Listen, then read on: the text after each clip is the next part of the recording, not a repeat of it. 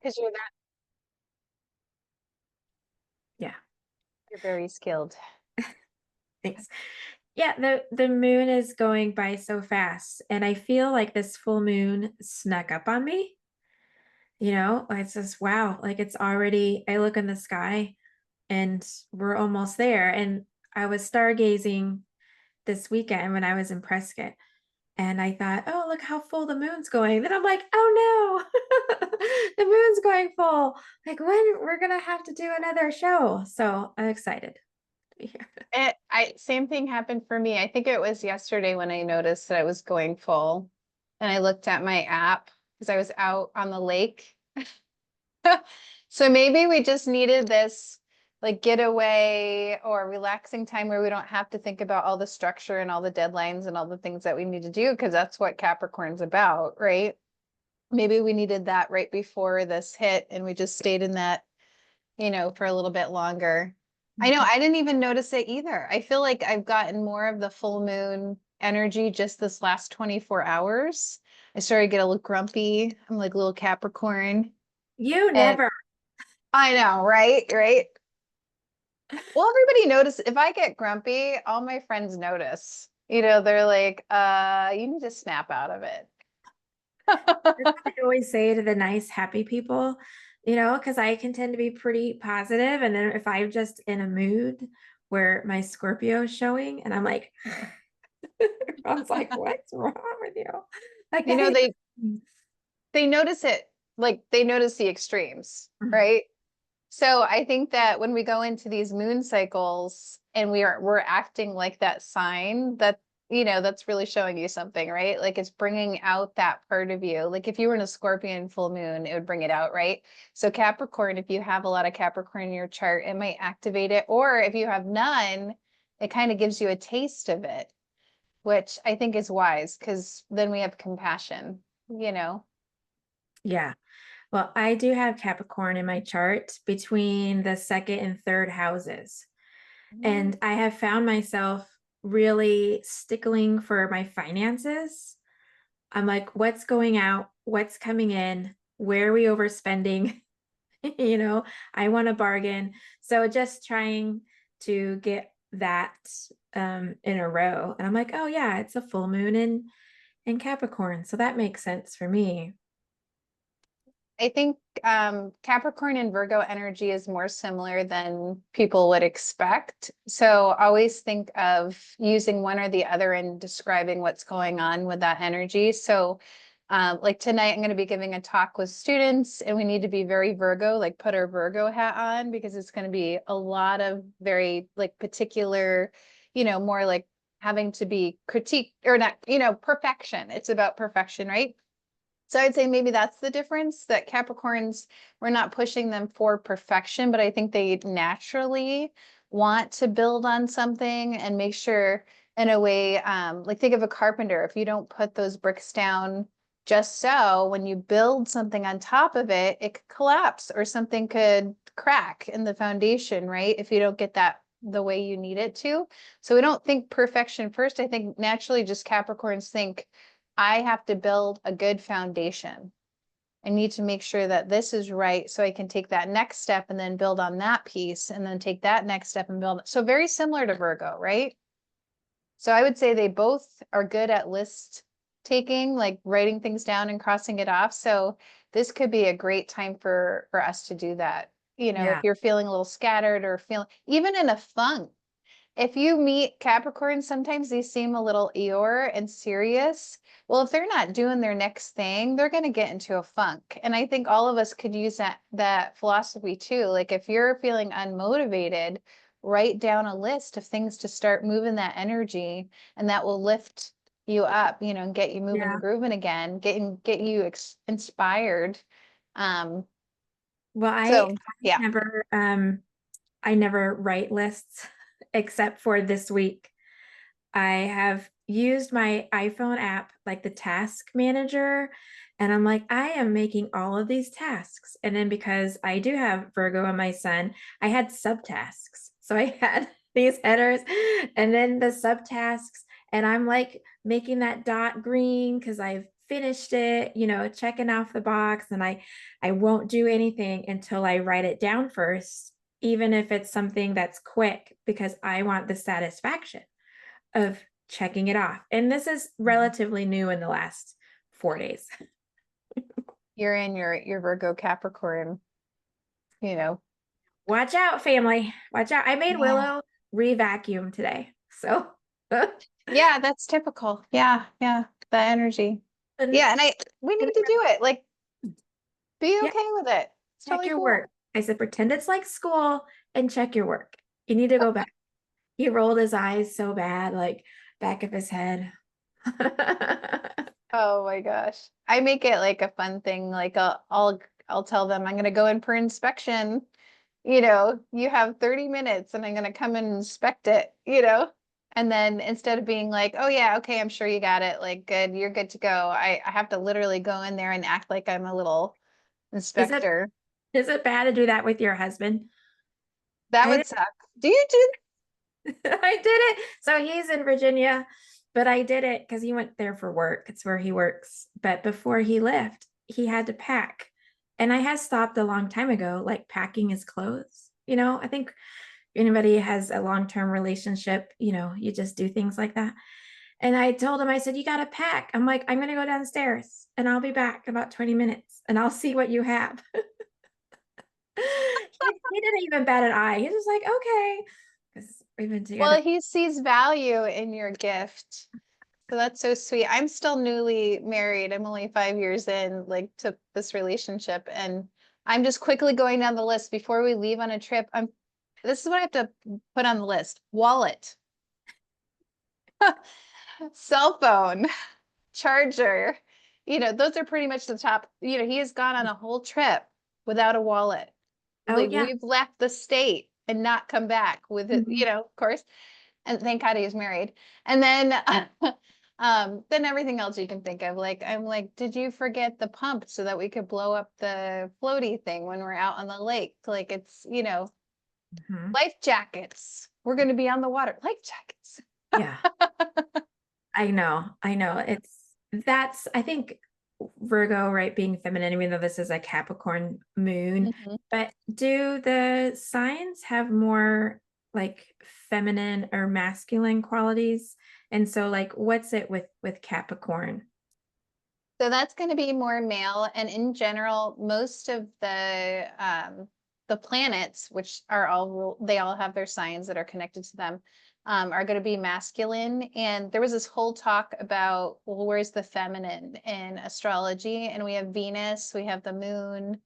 Um, I feel like we might be missing something else, but we have asteroids too that bring the goddess energy into astrology. So if you don't see enough of that feminine energy in the chart, because Virgos are ruled by Mercury, so that's different. But Virgo's feminine. I'm trying to think of what else. But I would say overall we don't have enough. Yeah, those asteroids like as Lilith and Sarah, right? Those Series, asteroids. yeah, yep. Pallas Athena, just they're all feminine. So definitely include that in your chart if you can, or you know, find where that is in your chart because that will bring more of that energy in. But I'll have to do that another day, just kind of like bring that list in of like which ones, because off the top of my head, I didn't, you know, think about it to do that for you. But um, This is a question that I had because I'm thinking of my husband and I'm like, well, Sorry, I'm having trouble hearing you. Could you repeat that? just thanks, Mary. I know Siri wanted to add to that. Oh my, okay. So this is a little off topic, but I had the creepiest thing happen. We were in my husband's office working with my son who's going to college, and Siri was, no, Alexa was listening to us, but then she started to whisper and answer. And it creeped, like we were, ooh, like that was so creepy. And I said, Alexa, why are you whispering? I'm in whisper mode. And I'm like, okay, let's stop. Whisper mode. It was just, it really made me think of how technology is advancing so much in AI. But I also know with the astrology, we have no, hang on, Pluto is in is retrograding right now, right? And Pluto's in Aquarius, and Aquarius is about like the new technology, new science. And so with Pluto retrograding through, we can have these errors, we can have a big falling out with technology and advancements. And so I thought of that, my Alexa whisper moding, creeping me out, and some of the not so good side about AI coming and how all of that is appropriate because it's what's happening in the astrology right now. Yeah, so Aquarius age is definitely going to bring technology to the forefront. And then this can be a long time, a long period that's slow. So it's not necessarily going to be a sudden thing. We've been advancing our technology for over 50 years. What now we're like 70 years? I can't, when we were younger, that's when it got really hot. Maybe in the 50s is when, like that sort of thing. So I think it's just going to take a certain amount of time to work through. And just like anything, even politics, like we get really scared. There's a lot of fear because we don't know what's going to happen. There's a lot of unknown. But I think we need to look at like any opportunity for change is good. And, we're going to figure it out, so the next thing will happen. We're going to figure it out. We're going to feel uncomfortable. We're going to decide if this is right. What do we do with this versus, oh my gosh, what's going to happen? And all of us just waiting for something to happen. So yeah, I don't think there's any doomsday with this AI. Obviously, we're talking about it a lot recently. It's making us upset a little bit. Well, it's not as smart as you can program it. I mean, there is my husband is an engineer and he studied machine learning back in the 90s, in college. So he did his thesis on machine learning, and like way back when, before Google even started, or Google was just, getting started. So this has been around for a very long time. And he tells me it's really only about the information you put into it and the code that it's written. Like it's not something that's sentient, and can really think for itself. It's only going to give you information that already exists. And, it has its scale in really wide data projects. And I know they're using it for the benefit of humankind in relation to like the science and studying some of these larger data sets of information that we have. But again, it's information that we have, and it can see the correlations, between like diseases and causes. And so I think there's going to be a tremendous benefit that's coming out from AI technology because it can sort of zoom out and see a larger pattern of things in the data, whereas our minds may not pick up on the subtleties of information, but a computer program that's programmed by humans, can see those things. So it's exciting, and there's always going to be, fear mongering. There's always going to be two sides of every coin, right now, and you need to choose where you put your focus and what side of the coin you want your energy to go on. And so I might live a little Pollyanna in that way, but with like the Capricorn moon and Capricorn being very disciplined, right? We need to kind of have some of those disciplinary techniques with our own mind and our own thoughts. Would you like to speak on that energy of Capricorn? Yeah, so just kind of when we get that emotional fear or things coming up, we're not sure what's going to happen. Capricorn's here to help us to get more grounded and see the reality of the situation. So we have that opposition between Cancer and Capricorn right now. So Cancer is going to be the feelings, the emotions, and then Capricorn's going to be the steady, let's climb, let's make a plan, maybe even focus on our aspirations, what we want to do in our life purpose. So it made me think about mindfulness practices, which I'm not an expert in. So I thought, Candice, you might be better at explaining that. So how could we center ourselves more for this full moon, really get more in touch with that Capricorn part to help ground us so maybe we can get some clarity, or not to be afraid of our emotions, right? To use them to help us. So you know Yeah. more probably about that, right? Yeah, and there's these like psychological steps or tricks that we can do, and mindfulness is one of them. And just taking a moment to think of a mountain goat, which Capricorn is represented in the mountain goat. And if you can imagine in your mind's eye, this beautiful, maybe it's the Alps, maybe it's a desert scene where we live, but these cliffs that have at the very top of them mountain goats that you might see them climbing, you might see them stationary, whatever your mind tends to image tends to go from. And they're grounded. So if a mountain goat is climbing, besides jumping from rock to rock, they have to be very grounded. And so do we. So even just asking with the intention to sort of embody that Capricorn energy, which will be highlighted by this full moon, to be very grounded and imagining like even having like hooves on your feet, which the hooves of a hooved animal, they're spongy and they're flexible, even though they might seem hard because they're a type of keratin, like our nails and our hair, but they have that flexibility to really mold around a rock. And that's what keeps them on top of the mountain. Otherwise, they would be falling off and they would be land goats, not mountain goats. So, even taking the symbology and intending for that symbology to support you and grounding your feet into the earth, wrapping your toes around the grass or around a rock, standing outside and really feeling that support of the earth and taking it one step at a time.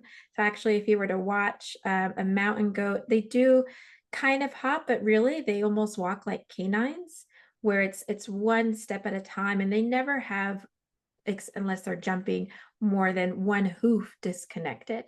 So you'll see them walking or galloping or climbing a mountain, especially with at least 3 points of contact, on the earth, unless they have to jump a chasm. So how do we need to, like, how do we take our leaps? Like knowing when we take our leaps and also knowing when to have 3 feet on the ground, or being human, like 1 foot anchored into the ground and 1 foot stepping forward in your life. Wow, I love that. I love imagining. I didn't even think of it that way, but in using the goat, that's perfect. Mhm. I love goats. I had 2 goats named Laverne and Shirley. What? Ah. My sisters. So you probably observed them in real life. Yeah. Actually, I had 3, and I had a billy goat named Gordy, who was very comical. So yeah, goats are very grounding animals to have in a pasture, and they will throw your butt on the ground too. If they have to, yeah. Yeah, they have to. I wanted to play off of that a little bit. These are a few notes that I had when I was working through the energy here. Is talking about deciding what you deserve, what deserves your focus right now. So for this next few days while we're in the full moon, what deserves your focus right now? What distracts you from your true purpose? And what matters most? So we're definitely looking at, so this is where the climbing the mountain, looking at the top of the mountain, looking upwards, at that next thing that we want to do or that goal that we have in mind. So really weeding through some of that stuff that might be distracting us, or even the emotional stuff coming up, but that can help guide us to get more focused on what is really important to us, by using that grounding, what you just said about the goat. So carrying some wisdom there. So Yeah, I like those questions. What deserves your focus? Because oftentimes I can spiral out of focus very easily. And a simple task that has meaning might take me 10 minutes, but if I'm not focused, it could take an hour. So that's really helpful to me, because a lot can distract me. A lot. So, like, from my dog to my kids to just life, a phone call, Alexa whispering to me. yes, yeah, exactly. Yeah. Okay. And so how long will this sort of energy like last? Like how long will we have this kind of support where we should reflect on these questions? So always with a full moon, 3 days before and 3 days after. So whenever you're listening to this, think about that time frame. And I would say some of us will even feel the full moon a week before it happens. So I would say you could even feel it afterwards as well. So that might be a bigger span, just depending on how sensitive you might, be. I do value Capricorn energy. I think it does give us a time to, maybe we've been going through an emotional time and it helps us to settle in and ground, and we just need that break. So I know sometimes Capricorn energy can be a little serious or a little like a cloud's going over our head. So just know that that is also a normal experience, and to validate that this might even pass the way that I'm feeling, right? But I would say the biggest value is just to ground us, really get us to settle in. Um, and it could be productive too. Mhm. you know. Yeah, it's definitely been a productive time for me. So I think that this Capricorn full moon will really help to anchor us and provide us a stern, steady foundation in moving forward to what matters most. And I'm looking forward to solidifying my footsteps to get onto that mountaintop so I can focus in on what I want in life. So it's good times, but these times do pass. And I think that's important reminder to just say, you know what, if I'm feeling very Eeyore-ish, which one of my kids has been feeling very much like Eeyore, and it's driving me a little bonkers, I know that this will pass. It could be just teenage hormones, but it will pass. It's all going to be okay. Yeah, yeah. So that will hopefully lift up in the next few days for everyone. Okay. Any final words, or do you feel complete, my friend?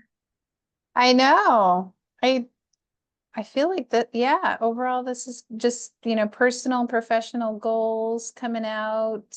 What are your aspirations? Just really try to think of this as like planning, looking forward to something that will help, I think, too. Yeah. Yep. It's always good to have something to look forward to. And I look forward to doing our next Secrets of the Moon. This Yes. energy forecast, whenever that may be. 2 weeks. All right. Well, thank you so much. You can find more information about Juliana at herbaljewels.com. A link will be in the description below. You can also find her at Moon Diva Astrology. And if you want more information on energy clearings or just energy help and support, you can find me at risingfromwithin.me or here on YouTube at RFW Healing. Again, tell us what you like to see in the comments below. Please remember to like, subscribe, and share. Thank you very much. Have a great day.